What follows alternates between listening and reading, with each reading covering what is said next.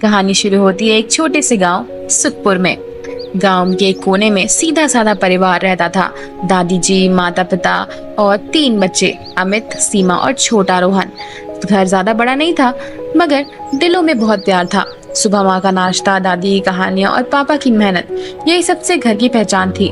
दादाजी हमेशा कहते, परिवार की एकता ही सबसे बड़ा खजाना है। अगर हम साथ है तो कोई भी तूफान हमारा कुछ नहीं बिगाड़ सकती। एक दिन गांव में बहुत बड़ा सूखा पड़ गया। खेत सूखने लगे, पानी की कमी होने लगी और घर की आमदनी धीरे धीरे खत्म होने लगी। पिताजी का छोटा सा व्यापार बंद होने लगा और उसकी कगार पर आ गया। घर चलना मुश्किल हो गया। अमित और सीमा के अब बड़े झगड़े होने लगे। उन्होंने कहा, पापा, हम शहर जाकर काम करेंगे, ये गांव अब कुछ नहीं देगा। दादाजी ने उन्हें रोका और कहा, बेटा, अगर तुम सब अलग हो गए तो ये परिवार टूट जाएगा। हमें एक साथ रहकर इस संकट का सामना करना पड़ेगा। उस समय गांव में एक साधु बाबा आए। लोग कहते उनके पास हर साल 1000 जवाब की सवाल होते।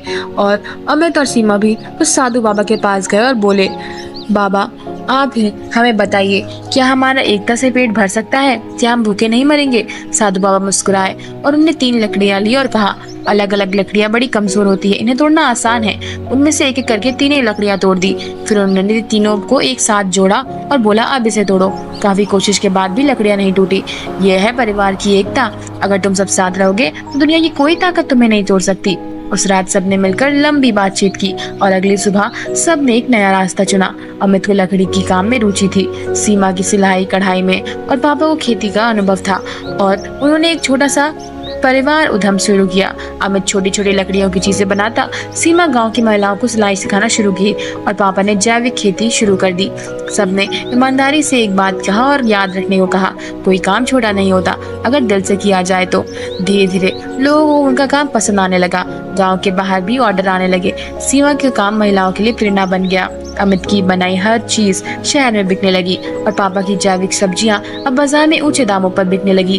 कुछ ही महीनों में परिवार बहुत ही खुशहाल और मंगल हो गया। वह छोटा सा घर अब बहुत बड़ा घर बन चुका था। गांव के सरपंच ने उन्होंने बहुत सारी बधाइयां और मिठाइयां भी दी। उन्होंने आर्थिक का मदद भी किया और यह परिवार, उन्होंने कहा, यह परिवार आज भी पूरे गांव में मिसाल है। कोई भी अपना साकार किया जा सकता है। साधु बाबा जब गांव से जा रहे थे तो उन्होंने दादी जी से कहा, अपने बच्चों को असली धन दिया है, एकता और संस्कार, यही असली सफलता है। दोस्तों, जीवन में संघर्ष सबके पास आते हैं, पर जो परिवार के साथ खड़ा रहता है वही उन्हें पार कर पाता है। पैसे की सबसे बड़ी दौलत होती है साथ निभाने वाला परिवार। इसलिए याद रखिए, परिवार की एकता ही सफलता की चाबी है। अगर आपको यह कहानी अच्छी लगी है तो लाइक शेयर जरूर करें ताकि और भी बच्चों को परिवार की अहमियत समझ आ सके।